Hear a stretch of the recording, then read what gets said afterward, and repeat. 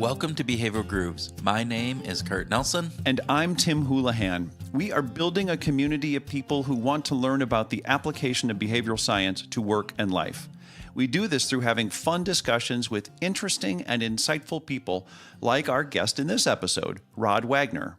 Rod is a New York Times bestselling author and columnist for Forbes. His books have been translated into 10 languages and his work featured in the Wall Street Journal, Harvard Business Review, and Fast Company, among others. One of his books was even parodied by Dilbert. How awesome is that? That's pretty cool. Rod also serves as an executive advisor at SafeStart. So much of our discussion in this podcast was around safety. So we talked to Rod about a lot of things, from writing books to the impact of sleep to checklists and the Zen of safety. But what really excited us was our discussion of hedonic adaptation as it applies to safety, and we think so much more. We were also super excited to talk about the moral code of self-driving cars. How do we program those cars for making tough and moral decisions? We groove in depth on both of these ideas after our interview. So you need to listen to this episode because there's so many insights that could literally save your life. Now that's a powerful motivator to listen. I think so. We really appreciate you listening. We have listeners from around the world and from many walks of life. You are part of the community that we are trying to build. We would be grateful if you could help expand that community by recommending this or another Behavioral Grooves episode to a friend. Also, if you're interested in talking with Kurt or me about the work that we do, helping companies positively impact and apply behavioral insights to their organizations, well, don't hesitate to connect. We love connecting. So you can reach Kurt at kurt@lanterngroup.com, or you can reach me at tim@behavioralchemy.com. We'd love to help your organization improve your bottom line with a behavioral lens. So please sit back with a fine listening beverage and enjoy our conversation with Rod Wagner.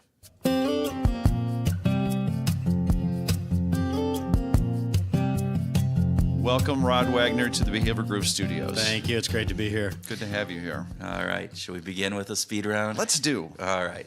So, speed round, real quick questions for you. Answer what comes to your mind. So, coffee or tea? Tea. Swim, bike, or run? Swim in the summer.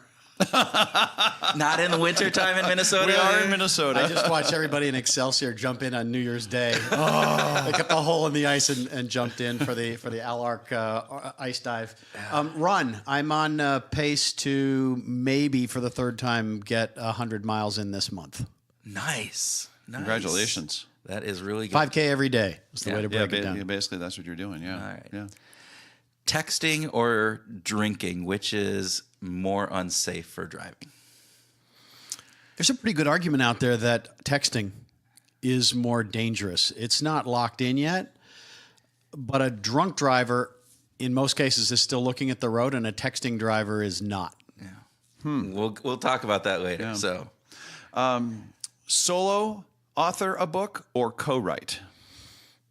I'm going to come back to co-authoring. I've done two with co-authors, great experiences. Then I needed to do one by myself just to see how that worked. It was enjoyable, and I was able to feel less responsibility for speaking on behalf of both of us. So I cut loose a little bit more. That was kind of fun. But then you really don't have anyone at the top of the mountain to high five. Oh, interesting. Okay. Well, You're just there by yourself. Yeah, I wrote this book. It's really a lot more fun to write a book with someone else. With someone else. Is there a part of that where it's bouncing ideas off the other person, or is it, like you said at the end, where it's kind of that celebration part, or is it both? Yeah, along the way. So my next co-author, and I don't know when we'll get this finally, the back half of the manuscript finished and get it published, but my current co-author is my eldest son, Rod Parks Wagner. Now, he has my same first name. So that's if I'd known we were going to write a book together, I would have given him a different name. That time traveling machine. That's right. You'll get that. Yeah, hey. Because at home we call him Parks, but all of his friends know him as Rod. Yeah. But to sit down with him, go to Caribou or Starbucks or someplace like that, sit down and start graphing out how energy increases as speed increases, and what do people get and not get about safety? And hey, let's pull up some research, or he led me into some alcove inside the University of Minnesota when he was attending there and said, hey, you got to see this study. And we're pouring over all this arcane stuff about traffic design and what have you. That's a lot of fun. Yeah. I don't know that you can replace that with just working on a book by yourself. Yeah, and I have not written a book. I have written a dissertation, which is often like a book, but that was a solo project, and it's lonely. I mean, you're going into coffee shops and writing stuff, but you're in the coffee shop alone, and and you're trying to have people think about this, and they're not interested. It's like a co-author, I would think, would be much more fun. So let's go back. Your first book was with Jack Harder, right? Wasn't Jim Harder? Jim Harder, yeah. Mm-hmm. So the Great Managing, the 12. Yeah, my first book was 12, The Elements of Great Managing. Wrote it with Dr. Jim Harder while I was at Gallup, and it's kind of a strange book in the sense that it was a sequel to First Break All the Rules, written by two people, neither of whom were the authors of the first book. And there's an interesting story behind that. Okay. Marcus Buckingham and Kurt Kaufman were no longer at Gallup. Gallup owned the intellectual property around the Q12. Jim Harder was heavily involved in... Yeah. Maybe should have been one of the co-authors of First Break All the Rules, given how much of the foundational science that he had invented or been heavily involved in. He and I were at Gallup, and Gallup needed a book that would explain deeper the science of employee engagement and some of the discoveries among the clients of Gallup. And so we traveled around the world for a while, gathered some really cool stories. That's the other thing is you're in the... And you get to do it together. Yeah, when you're co-authors. You get to razz each other about the fact that when you go through security in Gdansk, and it's pretty much a full body search, and you get to see your co-author be very uncomfortable with it, and then you say, "You said you were missing your family. You're not so lonely anymore, are you?" So, Tim, we haven't done international travel yet, but I want to make sure I get to see you when you go through that security guard thing. There you go. We often stay in the same room. Yeah, I know. In San Francisco, we stayed not only on the same boat, but in the same cabin. Yeah. So I think we get plenty of exposure to each other. Anyway, okay, so that... a little too much sharing there. Yeah. So, okay, right. Second co-author book, Power of Two. Right, with Dr. Gail Muller, Yeah. who sadly passed away a few years ago, but one of the most fulfilling experiences in my life, and an interesting story as to how that came about. He was traveling among the various Gallup offices. He was vice chairman of Gallup and was responsible at that time for all the consultants around the world. Traveled a lot. His time was at a premium. He came into the office and he talked about these ideas in the research around the behavioral economics of and behavioral game theory around collaboration. And he was very... He had strong commitments around the importance of working with someone else, and particularly learning to work with someone who is very different from yourself. But that's a key to not only the workplace, but maybe the answer to an awful lot of problems that we have in the world today. And after he was done, I was responsible at that time for the consultants in the Minneapolis office. And to have additional time with him and just to be a good friend, I would drive him to the airport so that we could talk along the way. And after we left from that session, I said, Gail, that would make a really good book. You should think about that. And I wasn't... You weren't jonesing for a co-author spot at this point? I wasn't. I was just like, I'm in the publishing business. You just tossed out a really good book. Was this the cub reporter coming out in you from 20 years before? I think it was more just the author thing, because a cub reporter in me would be a much shorter fuse. It exploded. Let's get some pictures. Let's interview some people and get it in the paper tomorrow. Yeah. I had adjusted to a longer frame of reference, but I said, man, you should write that up. And he didn't react much until about a year later. He called me up and he said, I've been thinking about what you said. I think that would be a good book, and I'd like you to be my co-author. Would you do it? Like, yeah, sure, let's do it. That's a long think. That's a long time just to hang on to an idea. That's amazing. Well, to think, to use the word think, right? Think about that for that long. Obviously, it was something that captured his attention, but he still had to contemplate it. There was this element where it wasn't as you said, didn't get that immediate reaction. Yeah, that's a great idea. Let's go and do this. Was that his style, or was this just that type of an idea that needed to percolate? It may have been that he was just an extremely busy person. That's always the case. To make a few more trips around the world, take care of everybody. He was someone who was very conscientious about his responsibilities to other people. And so I never asked him, why'd you take a year before you said it? What took a year? Not just did I want to write it with him, but just a year before you said, hey, you're right, this would be a good book. So was it a good experience co-authoring this? Oh, fantastic. Gail? Yeah. Going back and forth. And parts of it were, the manuscript grew to 95,000 words, and we got a scathing 4-page email from our editor, Jeff Brewer, fantastic guy. It was absolutely on point, and he said, there are parts of this manuscript where I feel like I've gone to a dinner party and realized too late that I got stuck between you two while you wanted to prattle on about your pet topic. Thus, we proceeded to take 95,000 words and distill it down to 45,000. Wow. Those are great, but after they're over, after you've boiled it down, it makes a nice battle story. It was it brutal, though? At points excruciating. Yeah. To make it what it was, yeah. Okay, so you follow. Most recently, Widgets. Last book, Widgets, yeah, the 12 new rules for Solo effort. Solo, yes. Yeah. Yeah, I wanted to do that. I wanted to just see, having written 2 books with different co-authors, what's it like to just sit down and write a book on your own? Yeah.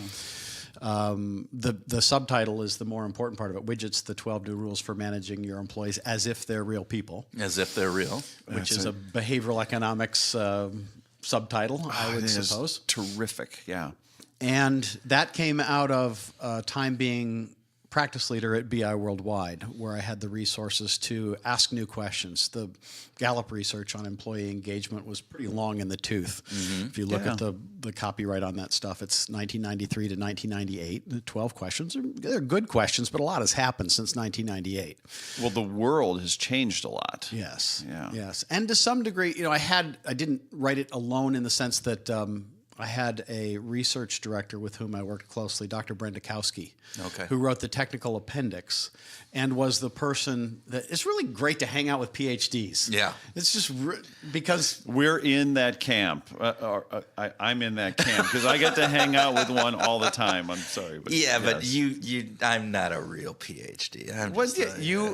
The letters are the same. Yeah, all right. Yeah. But I'm not an agreed. academic. So we had conversations, some very sometimes animated conversations about what were the right questions to ask, what was really going on, what should we do in the next wave of research, and how do we communicate this? What's the advice that we would give to people based on that research? Well, and I think that's where being actually real here, the PhD really helps in thinking through. So how are you conducting this research in such a way that that it's valid, that it's reliable, that you then have something that actually points to some truth and not just some data out there that is just data. And that's the piece that I think is really interesting in working on those. Which you got good stuff. You did. Those 12 rules reflected a new reality. Yeah, to some degree, it's one that requires employees to take a lot more responsibility for their careers than used to be. Yeah. There's another book called The End of Loyalty. I haven't read the whole thing. It's depressing. But my father's IBM. You went to work for a company, and I never saw him suit up for an interview. I never saw a resume. I never heard any discussion about going and working someplace else because the IBM of that period of time would, once you're in the club, you're in the club, and they looked out for you and they would develop you. And it meant you had to move a lot, which certainly marked a lot of my upbringing. every 2 to 4 years, we switched and went to someplace else. Because that's But- where your dad had the new position, right? Yeah. They come to you and they say, we've got a role for you, but it's in Topeka, Kansas. And, okay, I guess we're going to Topeka for a couple years. The answer is yes. Oh, yeah. When Do we leave? That's the answer my father always gave. And then my mom would sit us down and say, well, boys, we need to talk. And we look at the calendar and go, well, it's been about 2 years. We know which talk this is going to be. This is that conversation. And then the bargaining started. Do we get a swimming pool? No. Do we get a dog? Yeah, maybe. Okay. I like that. I like that. So yeah, kids are sharp. They start to figure out how to negotiate. It's all economics. It's all there. So of those, the book, you obviously you talked about a lot of different components, have a lot of great research and a lot of great insights on there. What part, from your perspective, have people glazed over, maybe not paid as much attention to as you would have thought or that you would have liked? Like, is there a piece of any of those that you go, you know what, these 12 rules of engagement, wow, everybody's focusing on these 8, but, this one over here is the one that, I think people aren't really paying as much attention to as they should. Well, the one I've latched onto recently, and it's been to some degree a side project for the better part of 10 years, is the connection between leadership, management, employee engagement, and safety. Okay. And Lends itself into this new book that you and your son are going to be co-authoring. Yeah, part of this is informed by my experience early in my career. I was a police reporter for the Salt Lake Tribune. And as a junior police reporter, you pull the holiday shifts. And I recall my first Christmas working there, I went to what is a quote-unquote routine fatality. Just one of those situations that you'd read about on any given day. But I'm standing at the scene talking with the incident commander, and I'll have to go find the story. I can't imagine that it was more than 4 or 5 column inches inside the local section of the paper. But it kind of messed with me because I was relatively new in the job and because it was Christmas. Yeah. And I thought, well, not only does this devastate this family because they've lost their father, their brother, husband, all that, it's messed up Christmas forever. That family is never going to experience Christmas in the same way. It's marked for them forever. Yeah. And so when I started to get exposed to the research that showed that employee engagement was predictive of safety, it took me back to that situation, to being on the scene of an industrial site. I used to carry a scanner. Drive around the Salt Lake Valley, you'd hear when a call was called in, and sometimes you were closer. You carry a camera in case the photographers got there. We couldn't get there after the thing blew up or whatever. Back when a camera was a separate thing than this phone. device that you carry around with you all the time, right? I'm actually still carrying an SLR. The old habits die hard, but yeah, a real camera with maybe some film in it, decent optics, and all those kinds of things. But being at an industrial site when someone's wife drives up and the lieutenant goes over and explains to her their husband's been killed, I mean, that kind of makes an impression on you when you're in your early 20s. Yeah, and you're not a cop. You didn't sign up for the experience of being the person that's delivering the message, but you're in close proximity to it being delivered. Right? Yeah, and you actually end up bouncing around more from one thing to another because any one police officer doesn't see that much in a given day or even a week. The paramedics certainly see a fair amount, but if you're the police reporter, you just go to where news is happening, which means you see a lot. I have no idea how many fatalities I ended up covering. But then later in my career, when I'm being exposed to this connection between employee engagement and safety, I think, well, okay, that's really serious stuff. Not that anyone else wouldn't appreciate that it was serious stuff, but it got burned into my brain a little bit more. And so I had this huge curiosity. Is there something about psychology, about the way we make choices, about leadership, management, whatever disciplines we can grab from, evolutionary psychology, anything, that can help us first understand how is it that people can make what I call a fatal flub, just a momentary, not anything you thought through. You can't really, it's hard to even call it an error of judgment because that usually means you had time to judge. But a snap decision that turned out to be horribly traumatic? Is there a way to understand why that happens? And then is there a way to help people understand how to avoid those kinds of errors? And what do you think? What's the answer? Well, I think there is. Yeah.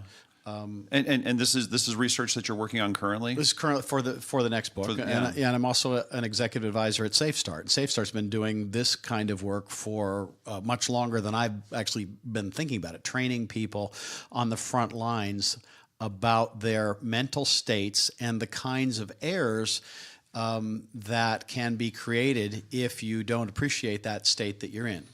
The behavioral economics of it would probably just be called mindfulness, or the military version would be situational awareness. Do you metacognition, I suppose, is one way to think of it. Thinking about thinking. Yeah. Are you familiar with your own thinking right now? Do you realize that short of sleep as you are, you're at a substantially higher risk of having an accident? Are you able to appreciate that while an accident, a serious accident, is a low probability event, it's also a very high consequence event, and therefore it merits all kinds of investment of when you get in your car and you're making a 30-minute commute, it's the most dangerous thing you're going to do all day. Yeah. Handle it that way, and don't have this is a place where hedonic adaptation will kill you. Yeah. You just get used to it.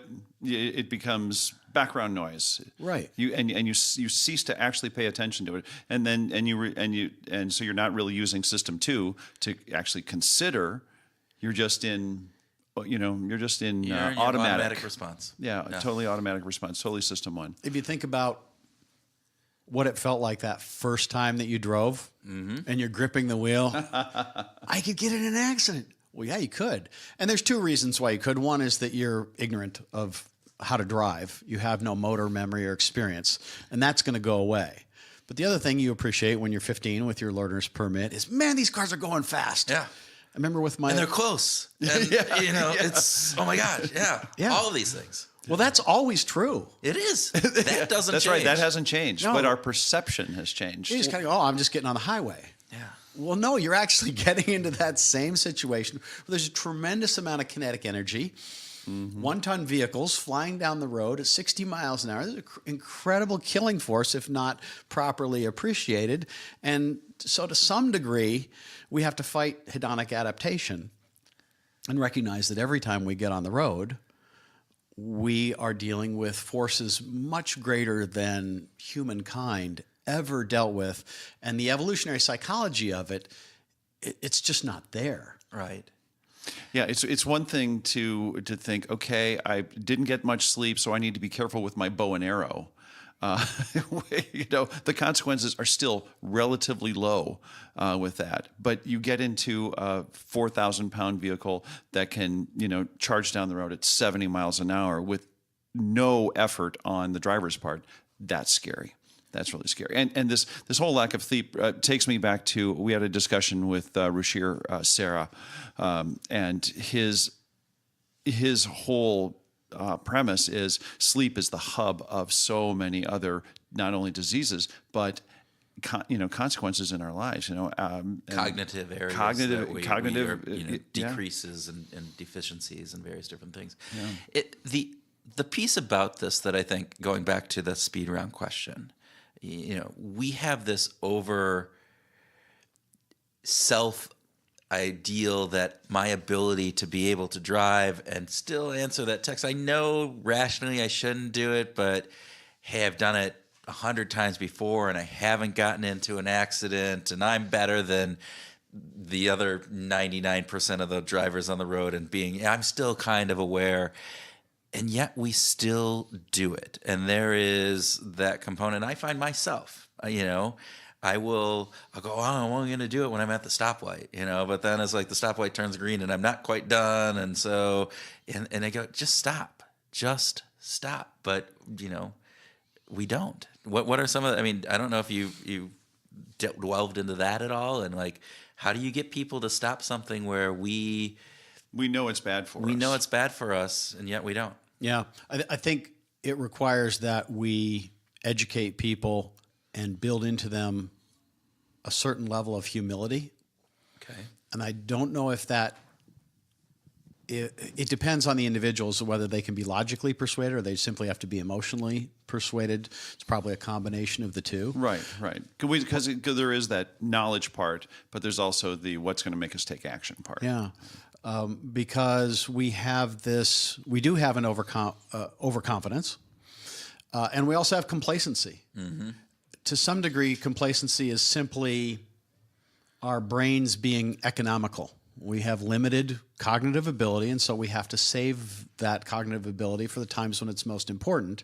However, the hedonic adaptation gets us to the point where we think, well, driving in the car is no big deal. Yeah. To some degree, we just have to remind ourselves, no, it is a big deal. Almost if you were to graph your level of risk throughout the day, here in the studio, we're at no risk whatsoever of... To our knowledge. Short of a lightning bolt out of the blue or a gas line explosion, we're really not at risk.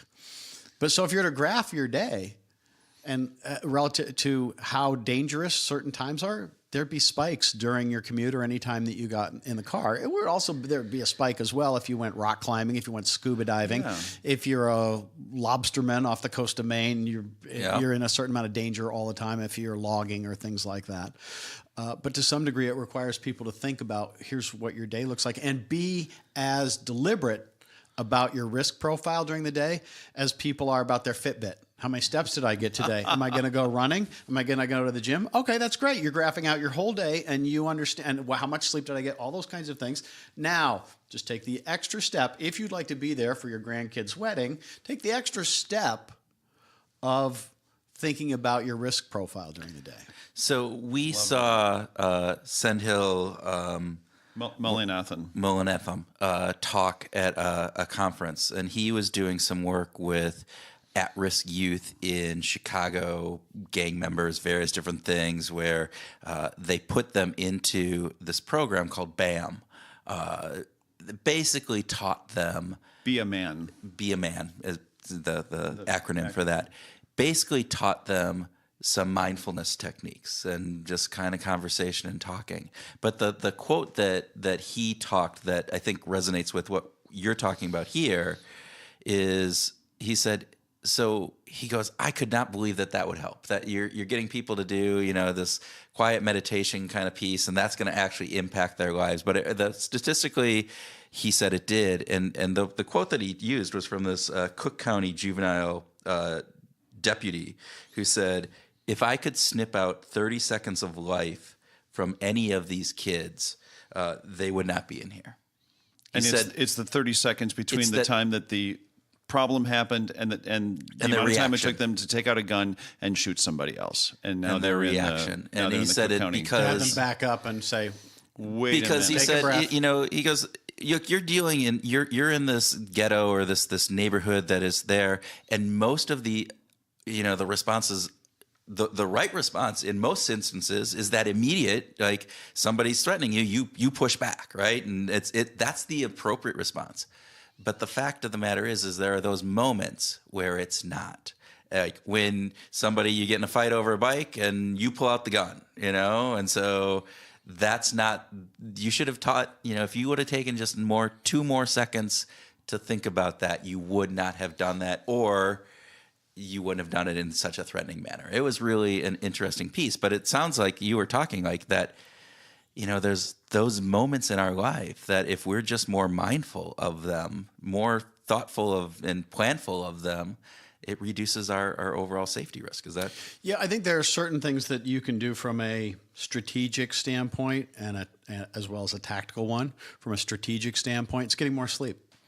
I just wrote a piece for Forbes saying, here's 8 reasons why sleep should be at the top of your New Year's resolution list. Whatever resolutions you made for this year, they're all going to happen better and more easily, be more likely if you get good sleep. It's everything from health to sticking to your diet to accomplishing things. I notice that if I am short on sleep, my writing falls apart fast, and it doesn't take much of a decrement of the sleep before it really messes with me. And I notice it in my typing. I'll notice I make more typos and the words don't come to me, which it comes back to the humility about the capacity of your own brain. Yeah. Well, you know what? These are fine little decisions, and I don't know the neurobiology enough to know exactly what part of my brain, which neurons are talking to which. They're not firing the way they normally should. And it's in large part due to getting an hour or 2 hours less sleep than you normally do. Right. And there's a really good book I recommend to everyone called Why We Sleep. Matthew Walker, who runs the Neurobiology and Sleep Imaging Lab. I probably mangled that at University of California, Berkeley. We'll put it in the show notes. Yeah. And that has been one of the, what do they call it now? I think they're calling it a quake book.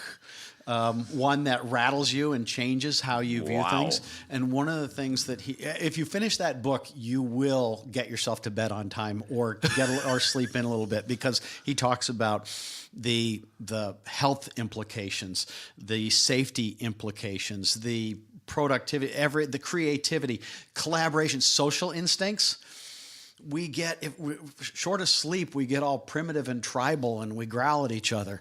Get enough sleep, and you're like, sure, yeah, I can compromise. Yeah, that would work. Yeah, let's try it your way. I can think of some politicians that could use some extra sleep. Yeah, I can think of my son. I notice when my son has had a night of not good sleep. He is gruffer. He is more likely to snap.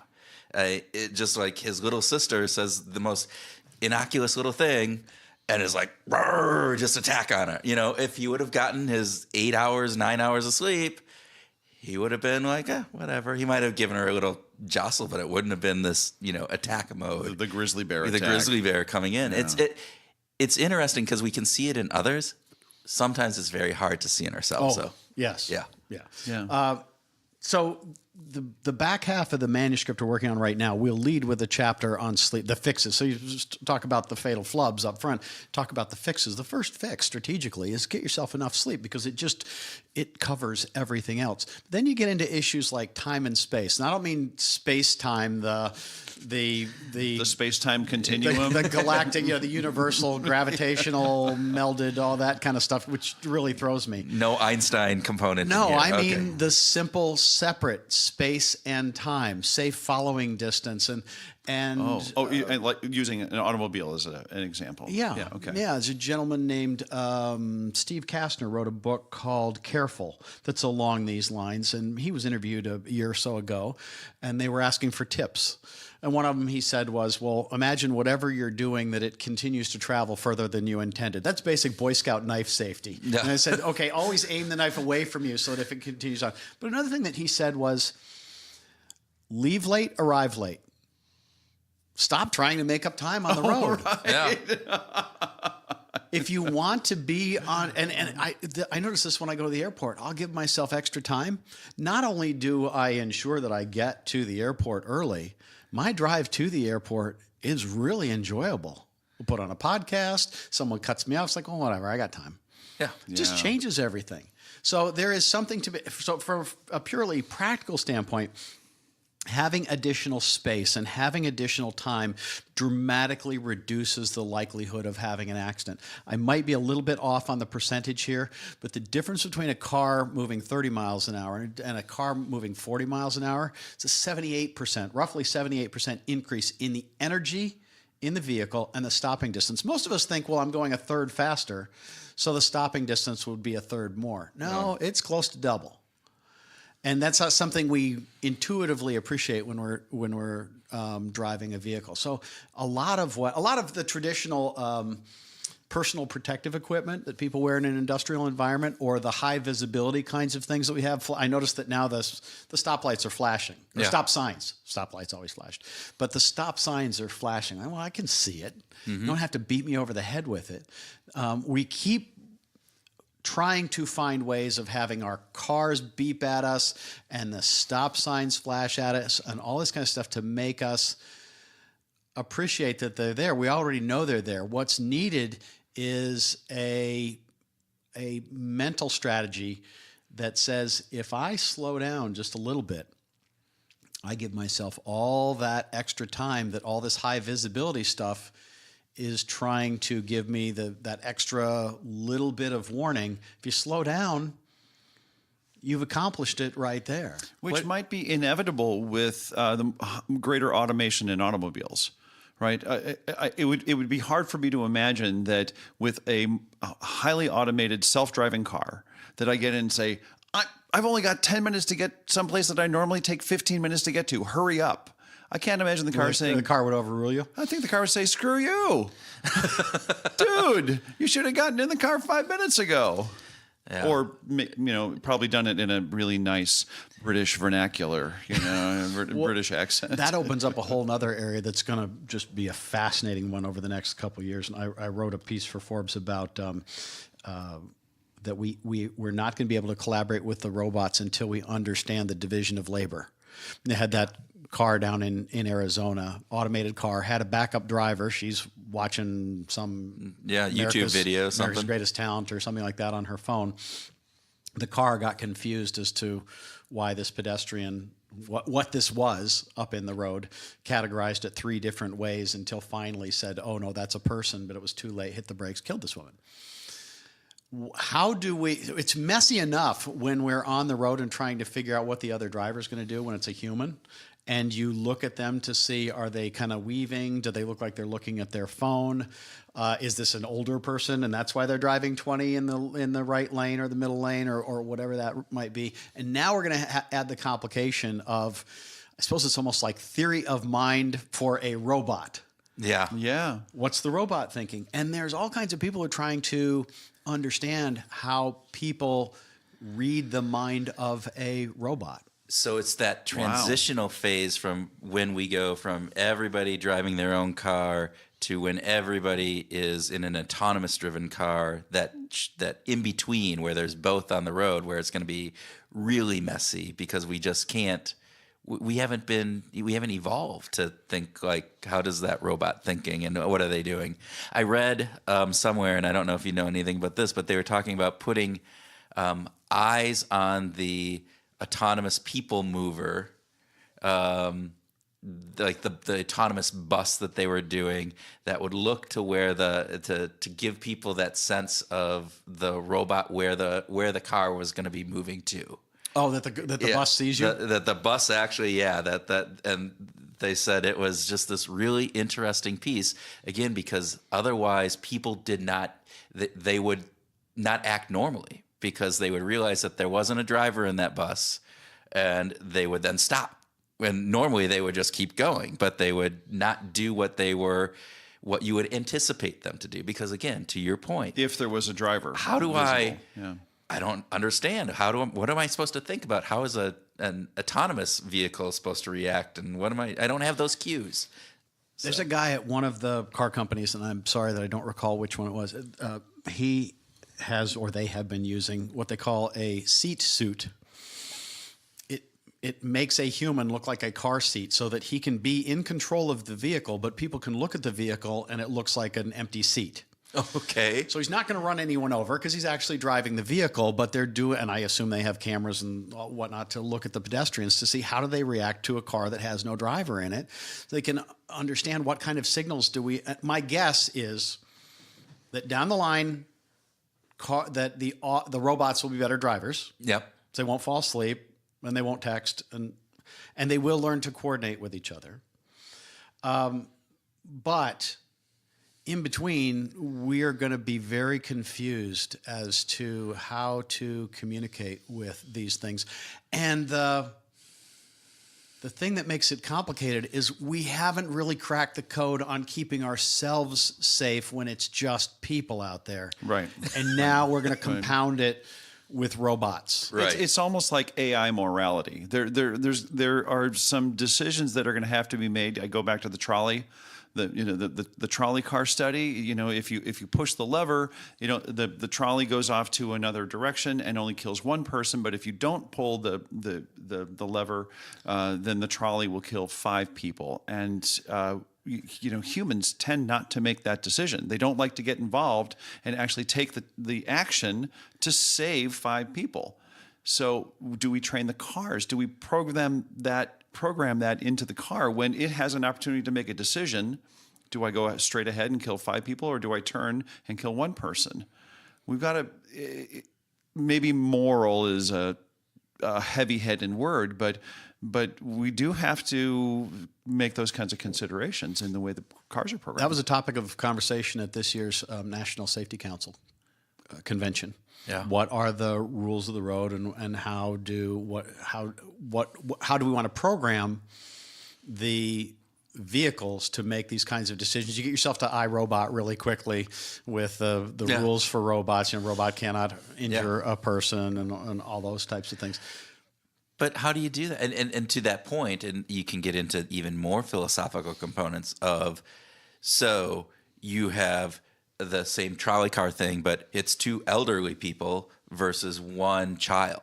And now you're getting into this component of values and different pieces. It can get really messy, and But if we bring it back to just your quote unquote run of the mill accident, so the robot thing's going to get really, really weird, and complicated. I'm hoping that as we think about the robots, it will help us, by contrast, to better understand how we think and to be safer as humans. To say, well, a robot would do this, and fully appreciate, humans fall asleep. Yeah. Well, humans are distracted by their phones. Why would we do something like that? There's some interesting, I would argue, evolutionary psychology around that we can get into. But to appreciate what we need to do to avoid those kinds of accidents. It strikes me that a serious or fatal accident is one of the situations where we agonize incredibly over the decisions after the fact and study them very little going in. It's one of the reasons why people will say, if someone gets in a fatal accident, they'll say, well, that was stupid. Yeah. Well, in retrospect, of course, it always seems stupid. And because you know how it ends, it seems especially stupid. And then we'll go out and do exactly the same thing. We shouldn't have been texting. Really? How many of us have picked up the phone? I can look at it really quickly. Yeah. Right? And you don't say, well, I'm being stupid. Yeah, you are. Yeah. Of course you are. But how is it that we take this one thing and we study it, we obsess, like, if I had only left a little earlier, if I'd only slowed down, if I had only been aware that someone might have been coming out of that blind corner, this tragedy would have been avoided. And yet, prospectively, we're not really good at saying, I think just in case, I ought to give myself a little bit of a buffer. I was coming back from a business trip a couple weeks ago, and I'm trying to follow all the things. I don't think I was coming right back from the National Safety Council conference, but it wasn't long after Pretty close, that. right? Should be vivid in your mind, though. But I'm as fallible as anyone. I've made many of the mistakes we've all made along the way, and that means it's a matter of luck as opposed to control, which that should scare any control freak like I am. On this particular day, I'm following everything. The phone I put in the back seat. I got the radios not turned up too much, and I'm not in a big rush. I'm just driving home, and this deer bolts out right ahead of me. Yeah. It was a close call. Daylight hours? No, night. Yeah. It goes bolting, headed back from the airport. And I thought, okay, no big deal. Passes, heart rate didn't even go up. Maybe the deer's did, mine didn't. And I thought, now wait a minute. If I had been looking at my phone, I would have clipped that deer. Yeah. If I would have been driving faster. You braked. You slowed down. Yeah. It was. Was enough. You were paying enough attention. Missed it by 4 or 5 feet. Yeah. Didn't dent the bumper or anything like that. But I thought 2 errors that I am amenable to: looking at my phone. If someone texts, well, I'll just look really quickly. Or if I had been speeding, I would have clipped the deer. Just that simple. But we don't think about these accidents prospectively. It's a lot of the work that we do at Safe Start is to try to help people understand their mental mistake, to kind of give them an owner's manual. Hey, here are the ways that we are fallible. We have to appreciate what kind of mental states we're in and what kind of errors that can lead to. We talk a lot about complacency. Mm-hmm. It's our natural resting state. And I don't know we had a conversation there just the other day. Is that a negative term? Most people think of complacency as a negative term. Well, framed that way, I suppose. But it's really about neurobiological economy. Right. Yeah. Right.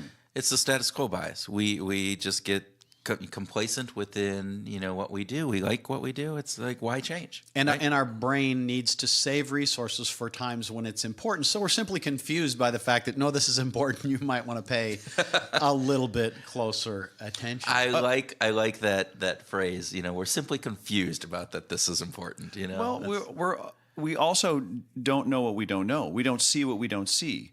I love Dan Simon's work on when he studied bicycle riders who had been hit by cars.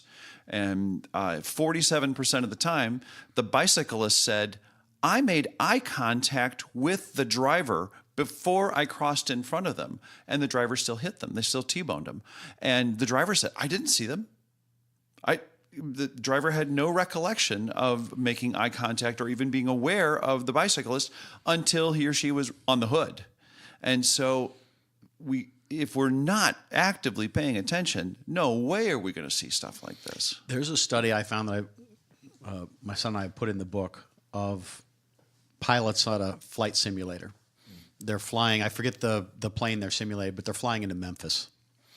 And they dropped in various little scenarios, one of which was an intruding aircraft.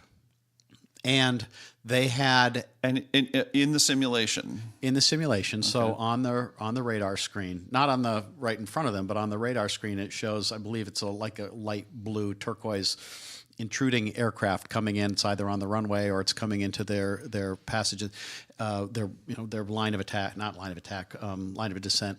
You've spent too much time with military stuff. And they also had eye tracking technology, so they knew where they were looking in the simulator. Are they looking up through the windshield? Are they looking at the controls? Are they looking at the radar, what have? And in a number of cases, they found that people were looking directly at the spot where the intruding aircraft was coming in and didn't see it. Yeah. It's the invisible gorilla component that we, how many times have you shown that video and, people aren't...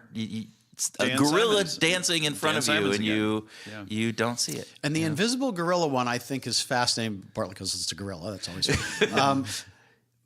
it's fascinating, but it's an artificial environment. It is. And there was a professor at, I believe it's Western Washington University, who I don't know how this came about. He must have shown this to his class and said, hey, we should do an experiment along these lines.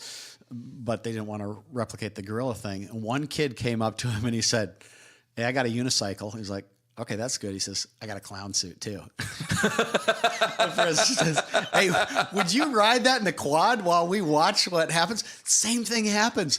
People, whether they're on their phone or not, whether in a conversation or not, they walk through the quad, and then at the other end of the quad, they'd say, hey, did you see anything unusual when you walked through there? No. See a clown on a unicycle? No. Didn't happen. This stuff will scare you. It does. You look at this research.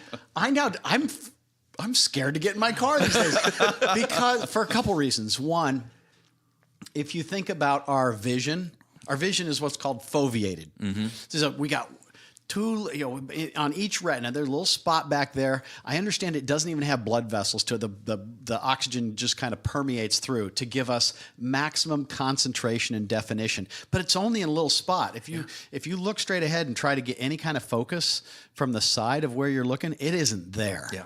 Which means you're filling in everything based on assumptions and you don't see things. And the brain's doing it. Yeah. The brain's filling in a picture, an image of what the brain thinks it ought to be, right? To some degree. And so consequently, we're not seeing as much as we think we're seeing. Sometimes when we're looking directly at the radar screen, we're not seeing the intruding aircraft because we are not. It's in the UK, it's called SMIDSI, sorry mate, I didn't see you. It's the reason why motorcycle accidents happen all the time. Someone looks down the road, I didn't see the motorcycle. Yeah, that's what just Tim was talking about with the bicyclists, Yeah. Don't see it. So that scares me. You go through this and you realize you get a tremendous humility. There are things, if I'm not really on my game, if I don't slow down a little bit, and if I don't pay attention, turn down the radio, put the phone away, there's a very good chance I could miss something. And then the other thing that scares me, I think it was Wired magazine that said they've summarized the research on texting and driving and playing with your phone. They said just about everybody is on the phone while they're driving just about all the time. So even if you're being perfectly attentive, you are on the road with people who are looking at their phones, and you have to make the assumption that they don't see you, or they're gonna they could rear end you or something like that. Yeah, that's crazy. Something we just for listeners' sake, Rod and I were colleagues for several years, and we talked about a lot of things, but I don't know if we ever talked about what is it that got you interested in the behavioral and the psychological stuff. What was it? Was there a catalyst? Part of it was being a police reporter years ago. It's, to some degree, graduate school of bad decisions. You get to ride in a fire engine. That's fun. Okay. Who doesn't like that? It is. When you do it at the age of 25, it's everything you thought it would be when you're 5 years old. Yeah. It is that. And the firefighters would call me sometimes, the paramedics, and they'd say, hey, we're doing a simulation. We need a compound femur fracture. Would you mind lying on the ground? We're trying to get victims to do this simulation. Would you be that? So that's, I mean, you get to hang out with firefighters. It really is a lot of fun. Yeah. But you also see a tremendous amount of tragedy. I remember in particular, back in the cocaine days, I was covering federal court. And this guy came in to be sentenced to 5 to life or something like that. And he'd been a cocaine dealer. He'd also been a cocaine user. And he stood before the judge and explained how he'd made all these bad choices in his life. And his nasals were so rotted out with the cocaine that he talked like, I can't replicate it entirely. It was this deep, hollow sound because he'd burned out his sinuses from cocaine. And you go away from that, and you just, as a student of human nature, which I think most journalists are, you become very puzzled. Like, how could someone make a series of really bad decisions that would have him there with no sinuses, regretting the decisions he'd made and going to prison for 5 to life? But it also got really depressing, surprisingly, you know? Yeah. And so when I migrated to working on issues of leadership and management, I really wanted to gravitate toward the good side. We spend most of our working hours at work, or most of our waking hours at work. And are there things that a manager, a leader, a colleague, a mentor can do that can help people avoid making those really bad decisions, whether that's really good career decisions. They're happy at work. They learn things. They get a sense of self-confidence. One fast food client that I had we interviewed a person who said that she was afraid to talk to strangers, and through helping people with their pizza orders, realized strangers aren't scary. And wow. And that's a big deal. You wouldn't think that would necessarily come from taking pizza orders, but you realize that people are growing in these situations. And so to some degree, I kind of ricocheted from this graduate school of bad decisions to, well, who out there is in the best position to influence someone to have a happy, productive, safe life? It's their leaders, it's their managers, their colleagues, the people that we interact with on a regular basis. And I wallowed in that. And the books I've written so far have really highlighted not these terrible tragedies, but these situations where someone at work has made someone's life really tremendously better. So, Rod, you had talked about sleep being one of those key components of this element around safety, the space-time, not continuum, but that space and time. Space and time. What else? What else have you found? That's the part that's framing up. Checklists turn out to be important. Checklists? Yeah. Explain more. There's a gentleman named Atul Gawande who wrote a book called The Checklist Manifesto. Mm-hmm. And he writes it from the standpoint of healthcare. And had applied a number of these in hospital settings and noticed that the number of errors, working on the wrong leg or whatever. This is the reason why when you go into the hospital, they ask you to circle and initial the knee that's being replaced so they can't make a mistake, because in the hubbub of things, these things, they don't happen often, but when they do, they can be, that's bad. They're big, right? Yes, it's bad. Bad consequences, significant consequences. Small probability, really high bad outcomes. And a lot of this is borrowed from my son's industry, aerospace. Before you fly an airplane, you're supposed to check certain things to make sure, because once you're up there at 30,000 feet, it's not really the time to go, get out there and fix that. So, and this has all been, aviation is incredibly safe. Yes. Safer than driving. There are years that go by when no one gets killed in any major aviation. The little planes, they're always a little bit dicey because they get kicked around. But it's incredibly safe, and it's safe because of checklists. And I have one when I launch my boat. There's certain things that have to happen. And at the beginning of a season, I have to reacquaint myself with the checklist. Yeah. By July, it's built into my head. It's not a song or anything like that, but I know I need to do this and lower the trim and this and that and the other, and got to check this and all these kinds of things to turn on the blower to make sure we don't explode the thing all that kind of stuff to make sure that we're safe. Well, if you're going to be doing anything like that, I was rock climbing. Lifetime Fitness last night. There's certain things you do before you go up there to make sure you don't come down 3 stories. Checklists are a way of making sure that our limited cognitive abilities don't get the better of us. And the more dangerous the situation, the more important the checklist is. Mentoring, I think, is important. In one of your previous episodes, I forget the gentleman's name, Barry Ritholtz. talking about the power of stories. Yeah. We don't learn that well from textbooks. And in a situation where, let's say, you're going rock climbing, or you're learning how to drive a boat, or you're going to go scuba diving, there is no substitute for someone showing you what to do directly, hands-on, and also telling you some stories. Because that's what sticks makes with it us. vivid. Yeah. Those are the things that when you're down there and all of a sudden scuba diving and you get this, element where, holy crap, what just happened? You don't remember necessarily the 20 different, people talking one and then this and here, but you tell the story of the guy going, oh yeah, I was in the situation once, and you go, oh yeah, that's it. Those come to the top of your mind. This is something that my son and I have wrestled with, because if you're writing a book about fatal accidents, that could be morbid, it could be grisly, it could be incredibly depressing. We take pains to make sure that we don't get into the gruesomeness of it all. If someone died, they died. We don't describe just how awful it was. Dead is dead. We focus more on what happened before. But we made a conscious decision that we were going to be telling a lot of stories about how people died, because it's the only way to make it stick.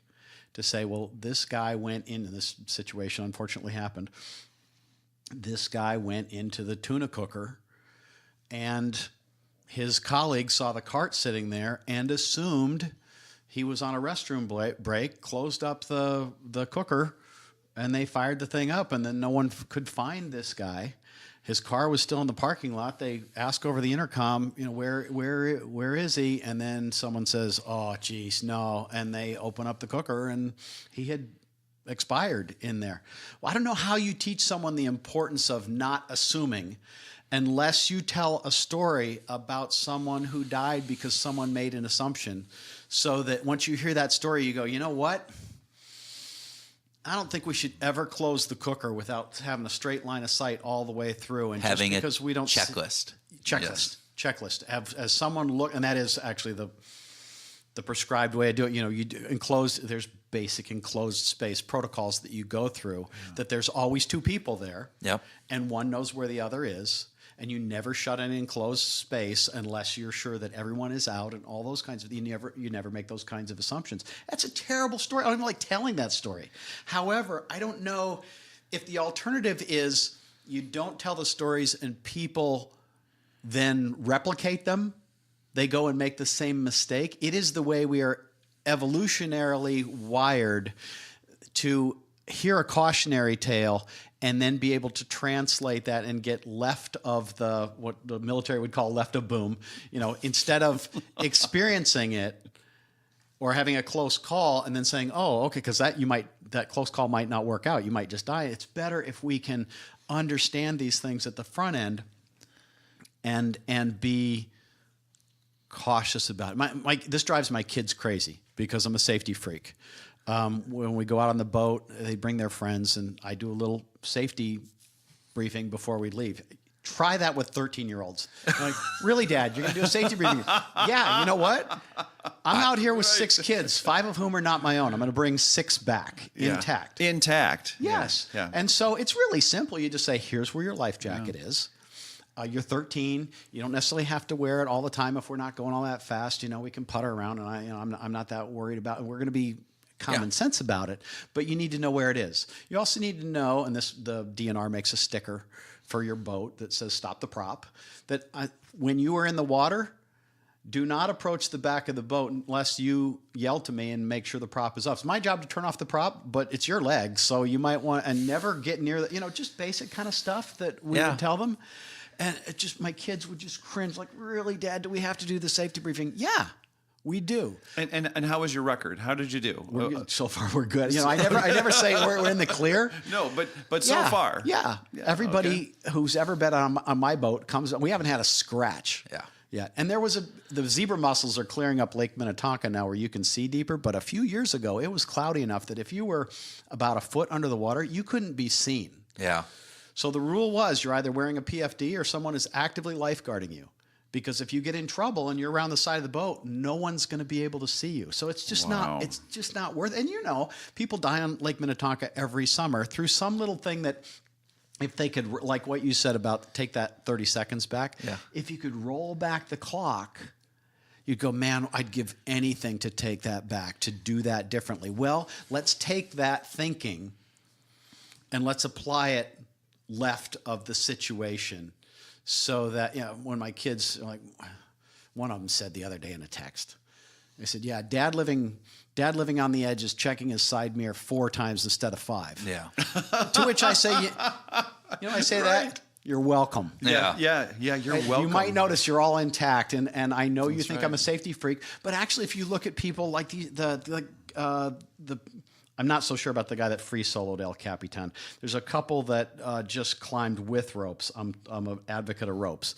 But if you look at anyone who is doing something intense, Denise Mueller-Kornick and Shay Holbrook, who beat the land speed record for a bike drafting behind a drag racer in September. Yeah. 186 or some miles per hour. 183 point. I forget what was behind the point. Fastest, not just for women, fastest, period. Ever. Right. Ever. They obsessed over safety and collaboration with each other. Anyone that's climbing El Capitan, they're obsessing over safety. So safety isn't this, let's sit on the couch and not take any risks. Safety is, let's go do some really intense things and live to come back and do really intense things again. It's just a matter of having that slightly catastrophic thinking in advance of the catastrophe, then make sure it doesn't happen. So, Rod, I want to go back. Sorry, Tim's he wants to go to music, I can tell. I want to go back just, you talked about this, using these very vivid stories, these horrible components that are coming in there. And I go back to this component of how do you ensure it's the accident movie that we all saw if you're of a certain age that you saw when junior high or freshman year in high school, where it's the crash and all the blood and guts, and that was supposed to keep you from drinking and driving, or prom night, those kind of things, that all of the research shows actually didn't do anything, and if anything, might have even worsened the situation because people cognitively shut down because it's so horrible that they just actually block all of that out of their mind because it's just too painful to think about. Yeah, it is. And I saw some of those films. Actually, the physical education teacher shut it off, and he said, "We're not watching this."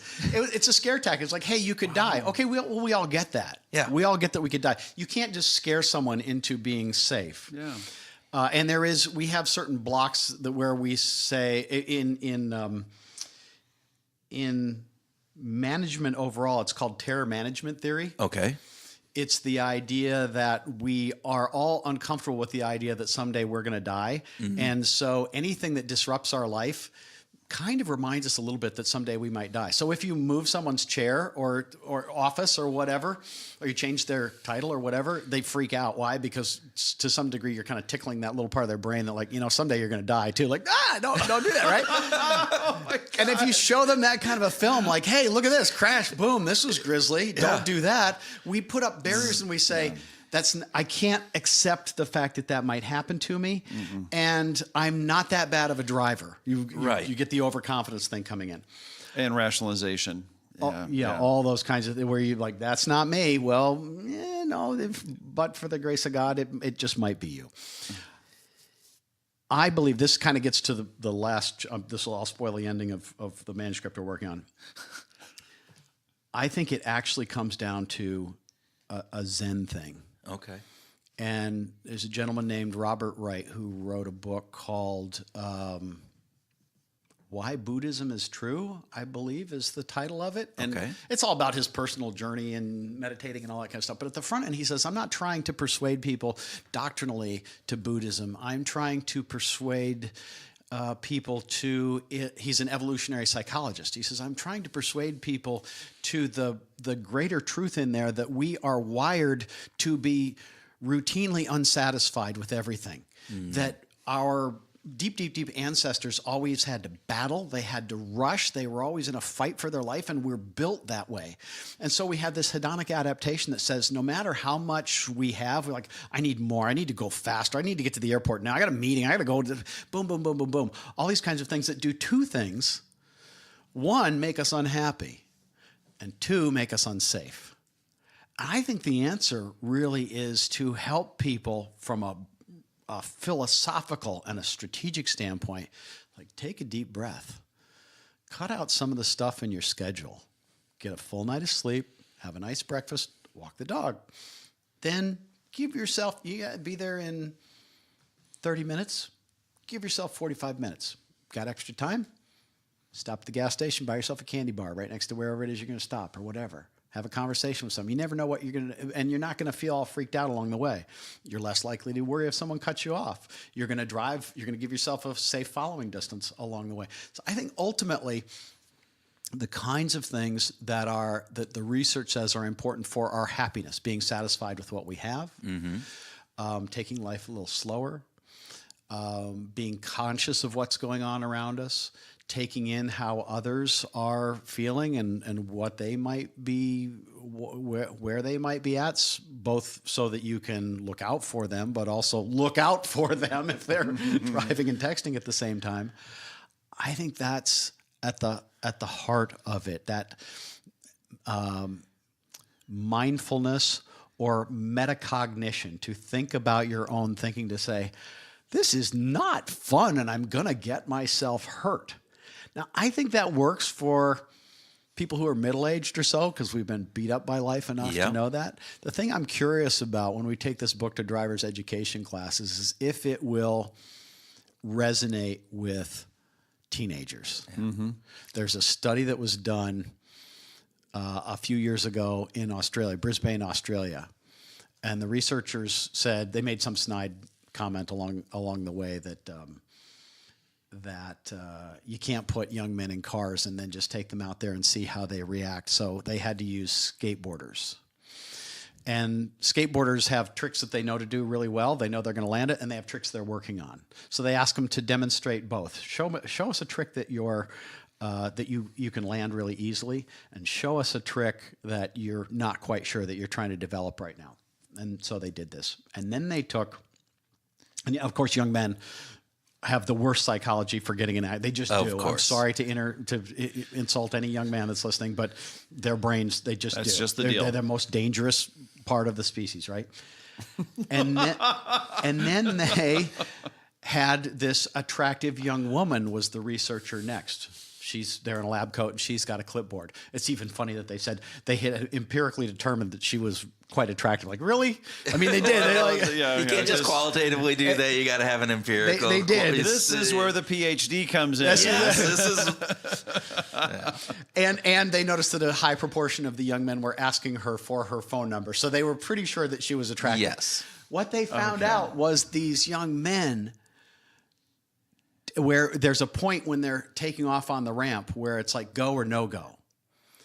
And when they got to the point of go or no go with the young woman watching them, they were more likely to go. Yes. Which meant they were more likely to fall and smash their heads. They were also more likely to land the particular trick. So they were also more risk-seeking, but also actually safer? No, they weren't safer. In the landing? No, they weren't safer. Yeah, no, it was a bad choice. No, we are built, our species is built particularly to have the young men take risks. The species survives, certain young men don't. Yes. That's right. That's the calculus. I mean, if you look at the selfish gene or something like that, some of these guys are going to die in the process. Well, if you're if you're a firefighter and you're rushing in to save someone's life at the risk of your own, that's heroic. If you're a soldier or a sailor and you're going to defend your country, that's heroic. If you're some 16-year-old kid and you're not paying attention while you're driving, and you die not to try to save someone else's life, but just because you were distracted or because you decided to take a risk that in retrospect you'd say, well, I didn't mean to do that. Well, then that's something we would want to avoid. Yeah, that's not heroic. Yeah. And so the question for me is, if you take this like Zen, slow down, let's be happy, understand you are wired to be dissatisfied, and that doesn't really help you right now, and it makes you unsafe. If we take that kind of a message to teenagers, 17, 18-year-old drivers, will they get it? Yeah. Given the powerful force that evolutionary psychology places on them. And I don't know the answer to that question. Yeah, and I don't know, but and go back to the Sandhill study with the at-risk youth in Chicago. And maybe just informing them may not, but maybe some training around it might. And, we'll see, right, as they're going forward with this. A question that I've got is, what about the context? How does someone in New York City, where the pace is just tremendous, it's just go, go, go, go, go, how does someone hear the message there versus hearing it in a smaller town with a simpler and slower lifestyle? I think that those things could have an impact on us. Right. Context. We are certainly very sensitive to our context. Yeah. And I was going to look it up before I came. Isn't prevailing traffic speed one of the defenses you can use if you're speeding? I have no idea, but it probably is. I mean, I don't know. So if you're driving a car at 60 miles an hour in a zone that has a speed limit of 55 miles an hour, but everybody else is basically at 60 miles an hour, you can make the case to the courts that you were...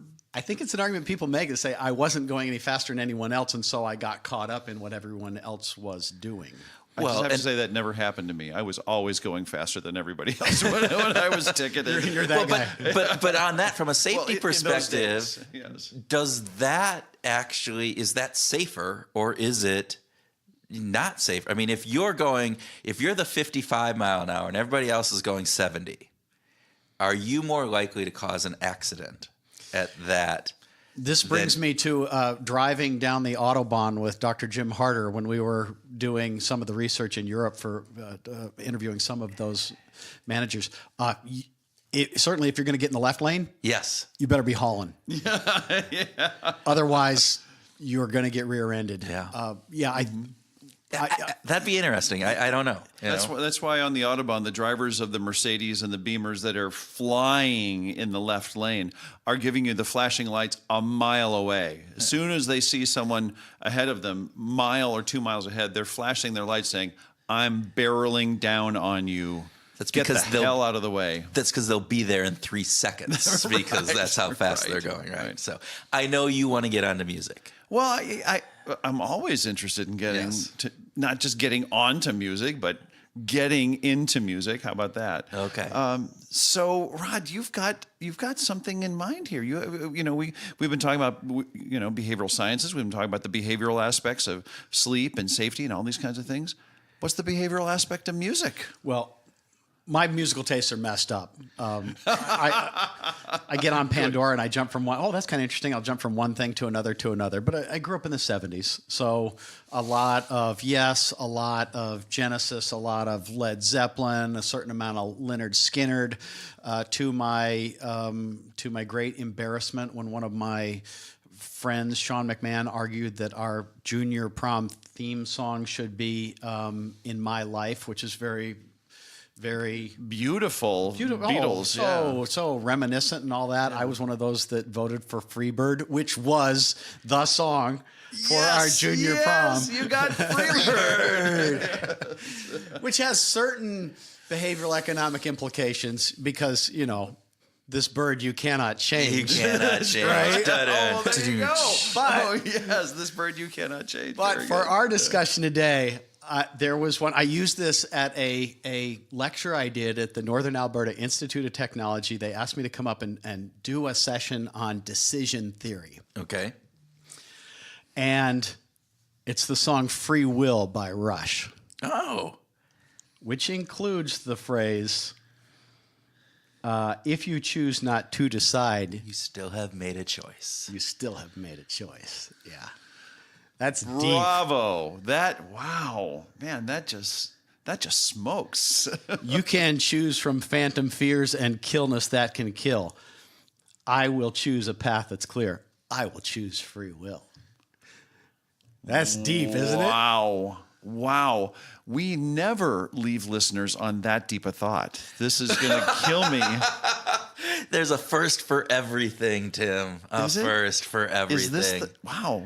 Rod Wagner has brought us to yet another first, leaving this deeply philosophical. Okay. All righty. Well, with that, thank you. Thank you. Rod, it's so good to have you. Yeah, Thanks, this Rod. is so fun. And thanks for sharing your insights with us. We really appreciate it. Thanks, Tim.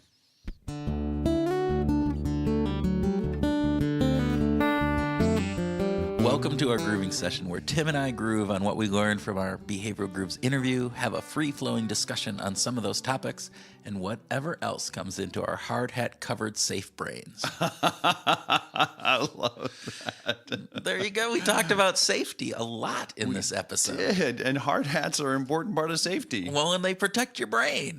which is a good thing. We are all about protecting that It brain. reminds me of the first bicycle that I ever bought. I was an adult. I grew up on a farm. I didn't have access to bicycles when I was You a just kid. had a horse. I had a horse. I did. There I you had go. a lot of horses. Why do you need a bike when you have a horse? Amen to that. But so I buy my first bike as an adult. I'm in college, and the guy said, "Well, you should probably get a helmet." I'm like, "Well, why would I need a helmet?" He said, "Well, if you fall and break your head, you won't be able to ride the bike anymore." There you go. I thought that was pretty sound logic. That's pretty sound I've logic. been wearing helmets ever since. There you go. It's interesting. I'm not from riding the bike, which again, starting off as a kid, never ever wore a helmet, right? But also with skiing, downhill skiing. Again, it wasn't until Yeah, when? probably 15, 20 years ago that I started wearing a helmet. Oh, but you did. Oh yeah, I wear a helmet all the time. All the time now, yeah. It's crazy when you're going out on the ski hill now and you don't see, or you see a person who's not wearing a helmet, and you go look at them kind of weird, Like, how are they not impacted by the social norms? Exactly. When 95% of the people on the hill have a helmet on. Are you so brazen to be able to go out there without a helmet that you think you're that much better of a skier? That's crazy. I felt the same way. I was at the airport yesterday in Minneapolis, and the temperature was 18 degrees below 0 Fahrenheit. And there were two women outside in just sweaters smoking cigarettes. And I thought, wow, that's just crazy. That's dangerous to be doing that. Well, and think how addictive smoking must be for you to go out in negative 18 degrees Fahrenheit with a wind chill that I think was hovering around negative 40, negative 50 All of degrees that. yesterday. Yeah. So how addictive, how crazy is that? That would be, if I had ever started smoking, that would have been the indicator to me that, wow, I need to stop. Ding, ding, ding, ding. Yeah, this is a clue. This is not a good thing when I am putting my body at risk because I need to get that drag. So, No. So for all of the smoker listeners that we have, come to Minnesota and stay with us for a winter, and it might cure your smoking habit. Although it may not, as is indicated by these two women. Well, and there's still people that are not wearing helmets on ski hills. Or seatbelts in cars. Oh, that just is amazing to me. Okay, let's talk about Right. let's talk about our conversation with Rod. What did you find fascinating besides this element of wearing helmets and seatbelts and other safety related measures? Hedonic adaptation. Hedonic adaptation. The hedonic treadmill. Man, I've been fascinated with it for some time because of the impact of rewards on people, and how does work life impact our hedonic adaptation? Or actually, I should say that this way: how does hedonic adaptation impact our life and our satisfaction with job? And effort and all those kinds of things. And so I've been fascinated with this for a long time. And I thought that it was really great that Rod teed this up in our discussion today. Well, I liked his quote, right? This is a place where hedonic adaptation will kill you. Yeah, right. Okay. Right. All right. So there's a pretty big component there of and yet we do. Like, how is it? His example was so great, to be the young person learning how to drive and being terrified of the speed and the proximity of other cars on the road. Exactly. We are terrified by that as a first-time driver, but we so quickly adapt. And I think, wow, maybe that's not such a good thing. Yeah. When it comes to driving.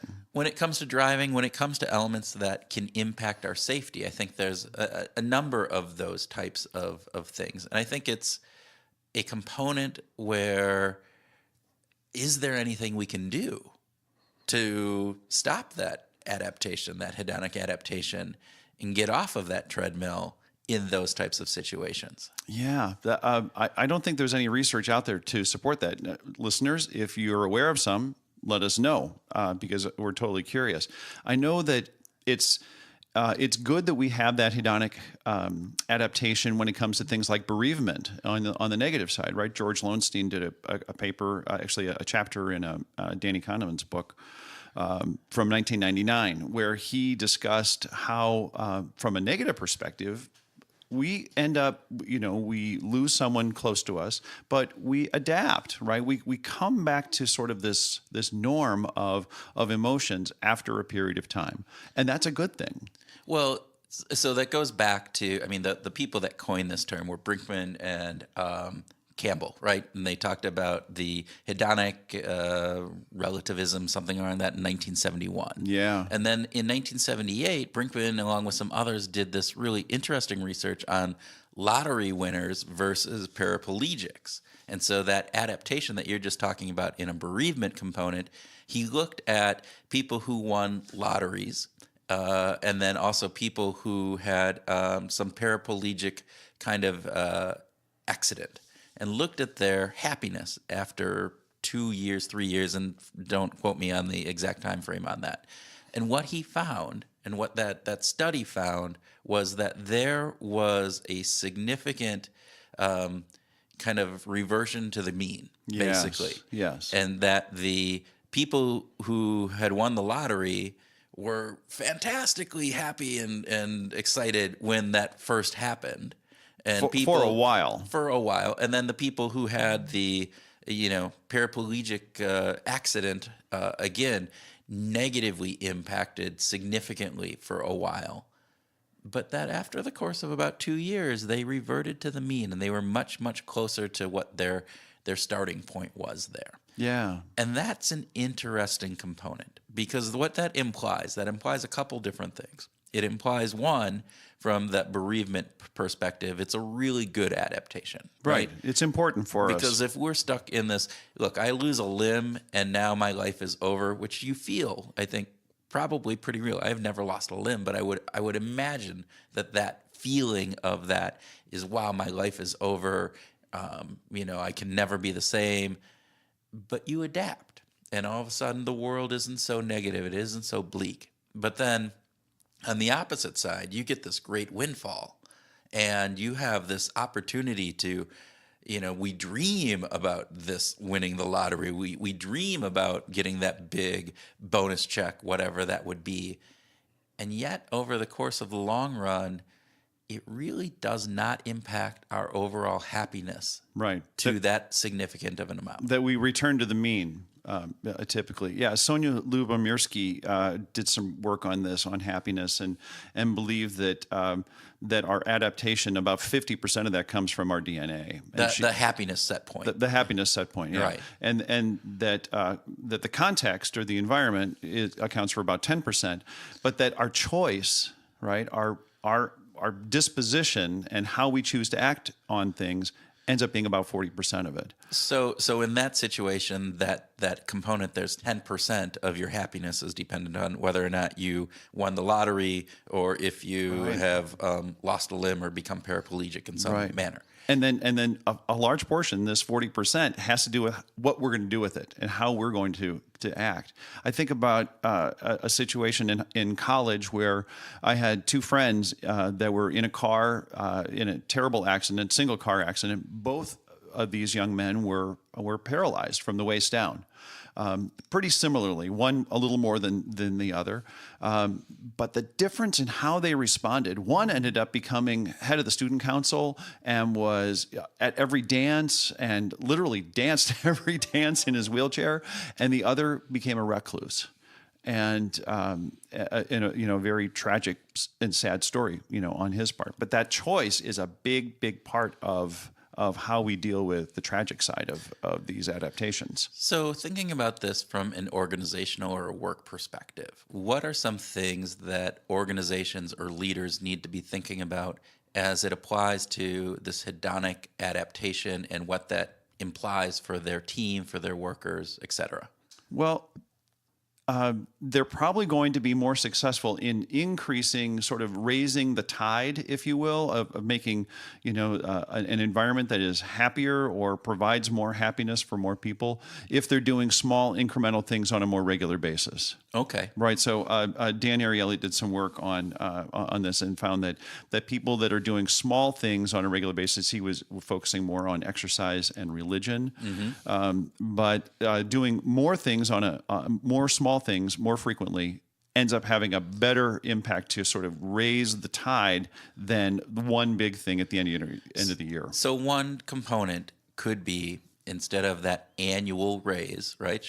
Could you break that annual raise up into semi-annual raises or quarterly raises? That is a fascinating idea. So you think about that, and I think the concern is that raise then so small that it doesn't pass that just noticeable difference component. Right. And so if you don't notice it, it doesn't have any meaningful happiness impact or impact on your satisfaction being at work.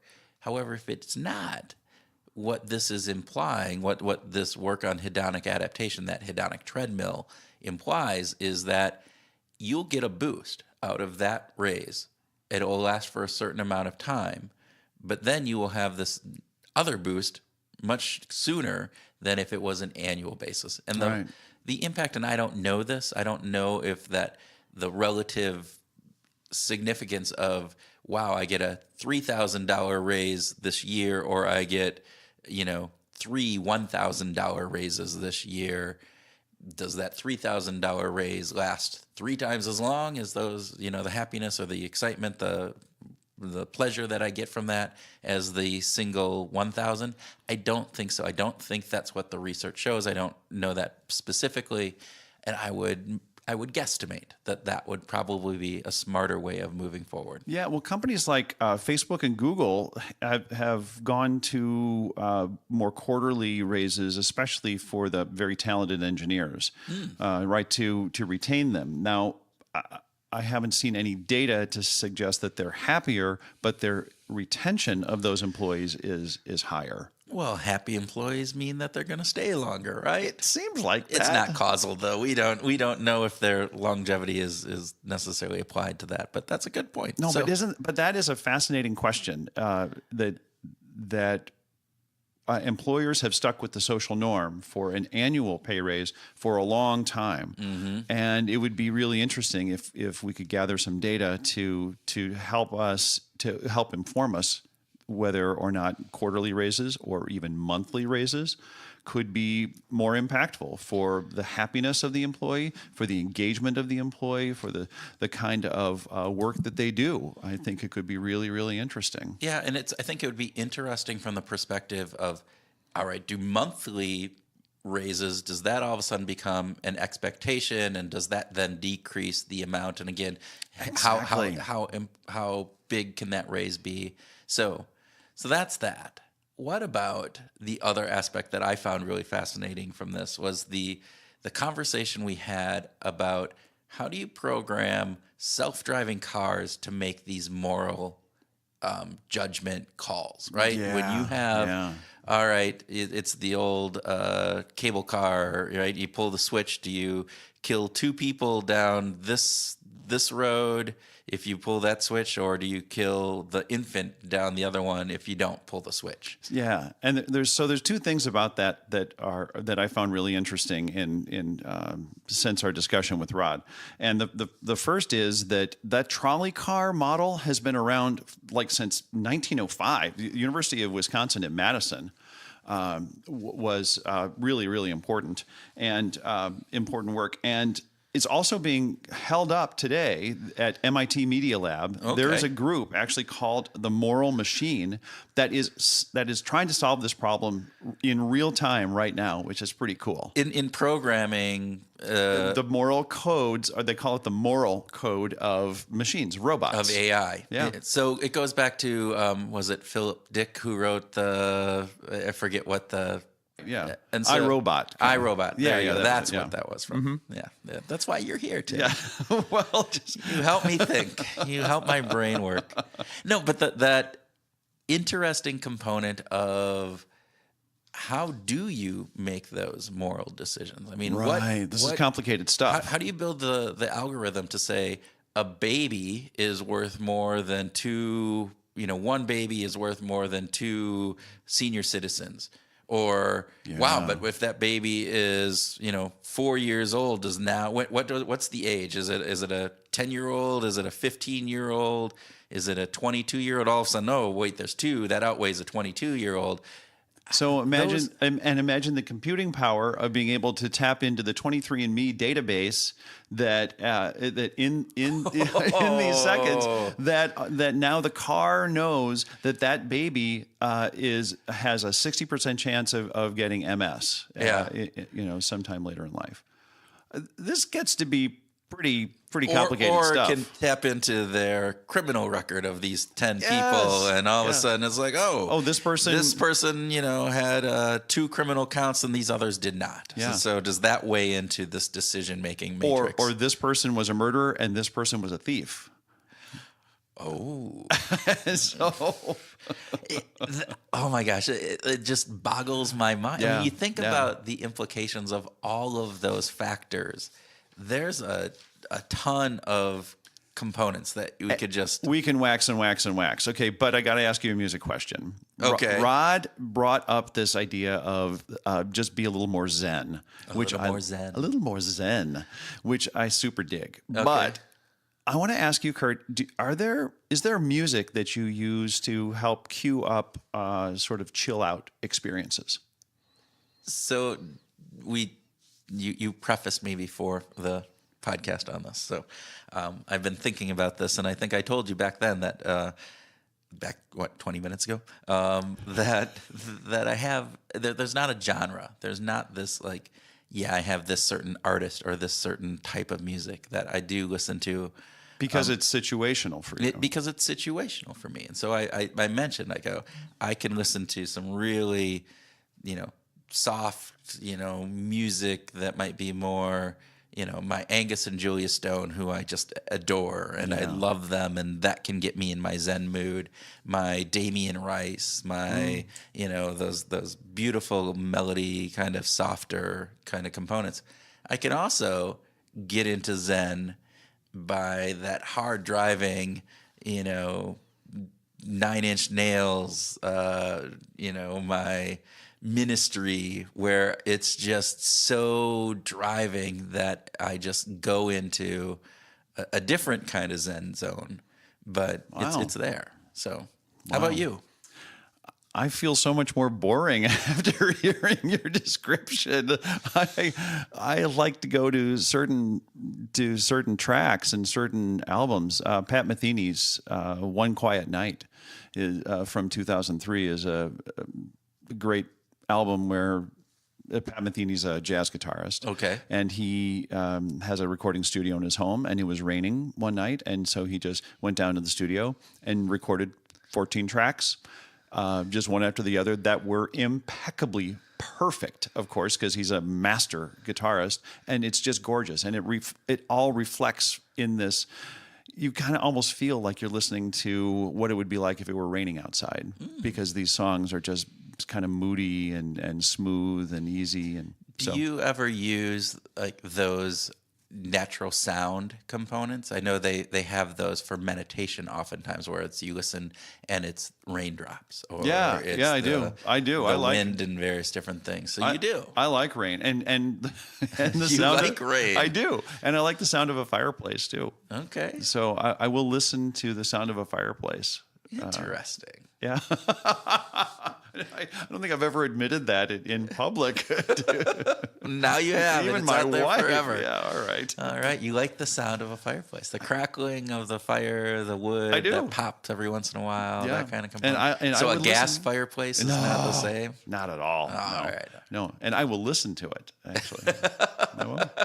Well, that's fascinating. Yeah. All right. Well, with that, let's conclude this episode of Behavioral Grooves. If you enjoyed this, please go out and give us a rating on Apple or one of the other pod services, and let people know that you like us, and let us know what you think. So, and with that, Keep on grooving. Hey, we did that one.